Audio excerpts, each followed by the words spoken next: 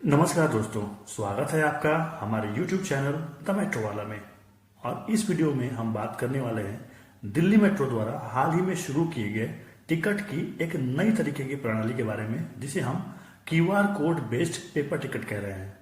तो आखिर ये QR code based paper ticket क्या है, इससे लोगों को क्या फायदा होने वाला है, इसका इस्तेमाल कैसे करना है, इसके इस्तेमाल करने में क्या क्या दिक्कतें आ रही है, और क्यों दिल्ली मेट्रो टोकन को हटा के ये QR code based paper ticket ला रही है।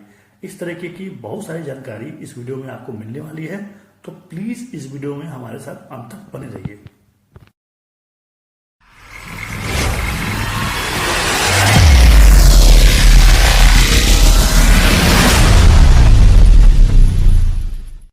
दोस्तों, चलिए सबसे पहले ये जानते हैं कि आखिर ये QR कोड वाला पेपर टिकट है क्या।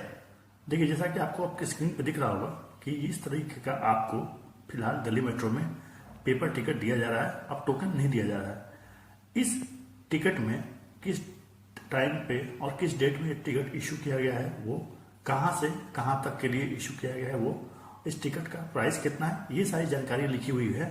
इसके अलावा एक QR कोड भी है जिसको स्कैन करने की जरूरत होती है जब भी आप मेट्रो स्टेशन में एंटर करते हैं। अब सवाल ये उठता है कि आखिर इस QR कोड को स्कैन कैसे करेंगे और इससे मेट्रो में एंट्री कैसे मिलेगी। देखिए दोस्तों, QR कोड आज के समय में एक बहुत ही नॉर्मल सी चीज हो गई है। आजकल तो छोटे छोटे दुकानों में भी पेमेंट करने के लिए QR कोड रखा हुआ होता है, जिसमें आपको पेमेंट करने के लिए दुकान पे रखे हुए QR कोड को यानी पेटीएम, फोन पे, गूगल पे वगैरह वगैरह से स्कैन करना होता है। और जैसे आप स्कैन करते हैं और अपना कोड डालते हैं, आपका पेमेंट हो जाता है। ठीक उसी तरीके से आपको आपके टिकट के साथ यानी आपके पेपर टिकट के साथ एक QR कोड दे दिया जाता है। और इस कोड को स्कैन करने के लिए मेट्रो स्टेशनों पे एक नई तरीके का AFC गेट लगाया हुआ है, जिसमें स्कैनर है। तो जैसे ही आप अपने पेपर टिकट को इस स्कैनर के पास ले जाते हैं, आपका QR कोड स्कैन हो जाता है और AFC गेट के दरवाजे खुल जाते हैं, जिससे आपको मेट्रो स्टेशनों में एंट्री मिल जाती है। अब सवाल ये उठता है कि आखिर वो कौन सी वजह है जिसके चलते दिल्ली मेट्रो टोकन को बजाय QR कोड वाला पेपर टिकट यूज में ला रही है। दोस्तों, जैसा कि आपको पता होगा कि दिल्ली मेट्रो 286 मेट्रो स्टेशनों के साथ पूरे दिल्ली NCR में 391 किलोमीटर के बड़े नेटवर्क में फैला हुआ है। और इतने बड़े नेटवर्क में ट्रेवल करने के लिए आपको बस दो चीजें दी जाती है, या तो स्मार्ट कार्ड या टोकन। स्मार्ट कार्ड यूज करने वाले लोगों के साथ फायदा ये है कि उन्हें बार बार लाइन में लग के स्मार्ट कार्ड खरीदने की जरूरत नहीं पड़ती है। एक बार उन्होंने स्मार्ट कार्ड खरीद लिया तो बार बार कार्ड को ऑनलाइन रिचार्ज करके आप ट्रेवल कर सकते हैं। लेकिन टोकन वालों के साथ समस्या ये है कि उन्हें जब भी टोकन लेना पड़ता है तो उन्हें एक लाइन में लगना पड़ता है, इससे टाइम का भी लॉस होता है। इस चीज से बचने के लिए दिल्ली मेट्रो ने पेपर टिकट QR कोड वाला पेपर टिकट लाया है। हालांकि अभी फिलहाल जो व्यवस्था की गई है, इसमें अभी भी आपको QR कोड वाला टिकट खरीदने के लिए लाइन में लगना पड़ेगा। लेकिन कुछ महीनों के बाद दिल्ली मेट्रो जल्द ही एक ऐसी व्यवस्था लाने वाली है जिसमें आप अपने मोबाइल से ही, मोबाइल में लगे हुए ऐप के मदद से ही ऑनलाइन टिकट बुक कर पाएंगे और आपको टिकट के रूप में एक QR कोड दे दिया जाएगा आपके मोबाइल पे। और आप जैसे ही अपने मोबाइल वाले QR कोड को AFC गेट के स्कैनर के पास दिखाएंगे तो आपका गेट खुल जाएगा। हालांकि ये व्यवस्था दिल्ली मेट्रो में पहले से ही चल रही है।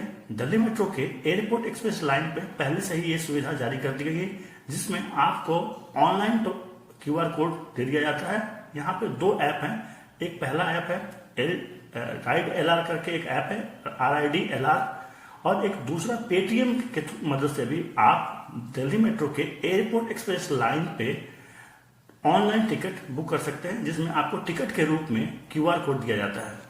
अब सवाल ये उठता है कि क्या दिल्ली मेट्रो ने अब टोकन की बिक्री को पूरी तरीके से बंद कर दिया है और केवल QR कोड वाला पेपर टिकट ही इशू किया जा रहा है।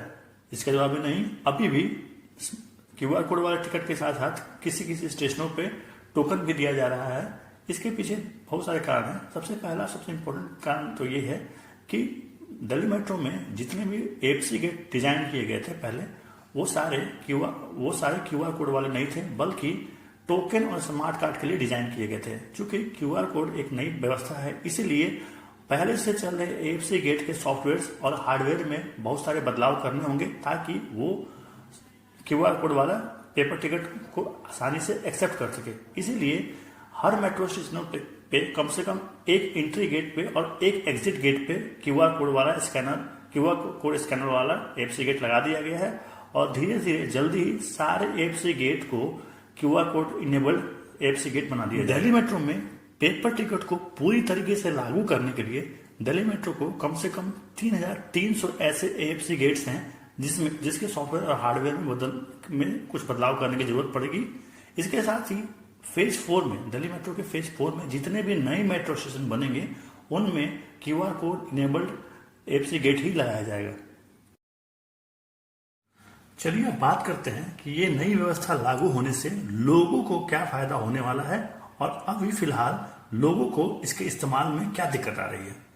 देखिए, लोगों को सबसे बड़ा फायदा ये होने वाला है कि जैसे ही ये पूरा सिस्टम DMRC के पूरे नेटवर्क में इंस्टॉल हो जाएगा तो DMRC एक ऐप लॉन्च करेगी जिसके मदद से QR कोड वाले टिकट को आप ऑनलाइन खरीद पाएंगे।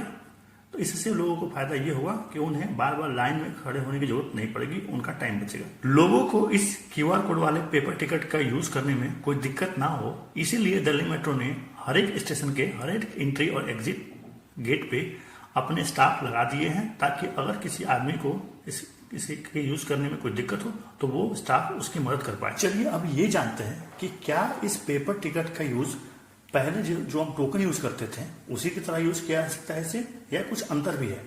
देखिए, कोई अंतर नहीं है। अगर मैं ब्रॉडली बात करूं तो कोई अंतर नहीं है। जिस तरीके से आप पहले टोकन का यूज करते थे ठीक उसी तरीके से आप इस पेपर टिकट का भी यूज कर सकते हैं।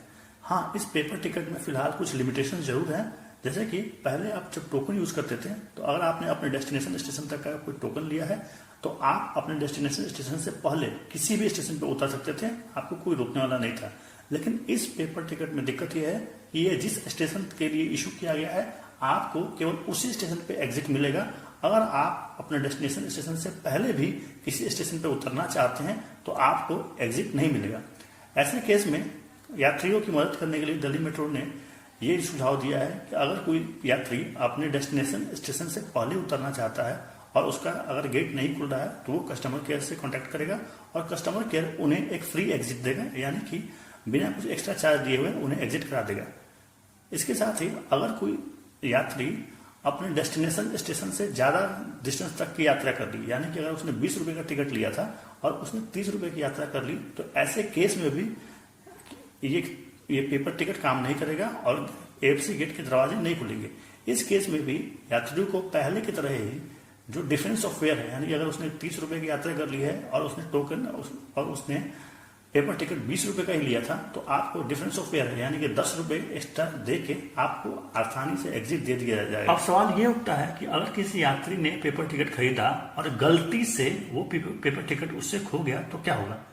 देखिए, ऐसे केस में आपको पेनाल्टी देनी पड़ेगी क्योंकि आपने अपनी गलती से पेपर टिकट खोया है।